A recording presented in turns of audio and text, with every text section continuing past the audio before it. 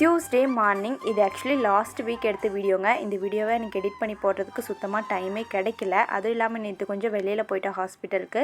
So அதனால் நேற்று வீடியோவே அப்லோட் பண்ண முடியலைங்க. சரி ஓகேன்னு இன்றைக்கி இதை எடிட் பண்ணி போகலான்னு சொல்லிட்டு இந்த வீடியோ தான் போஸ்ட் பண்ணுறேன். கொஞ்சம் வேலையெல்லாம் இருந்துச்சுங்க. குட்டியோட ட்ரெஸ் எல்லாமே துவைச்சி போட்டுட்டு காஞ்சிருந்த ட்ரெஸ் எல்லாமே எடுத்து மடித்து வச்சாச்சு.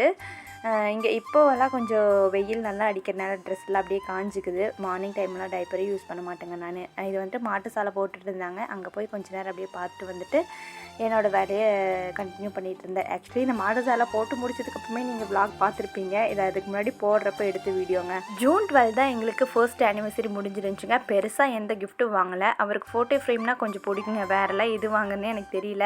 பெருசாகவும் வாங்க முடியாதுன்னு சொல்லிட்டு 3D ஃப்ரேமில் ஒரு ஃபோட்டோ ஃப்ரேமும் அதுக்கு முன்னாடி ஃபோன் கேஸ் அவரோட மொபைலுக்கு வாங்கியிருந்தேங்க. OnePlus மொபைலுக்கு.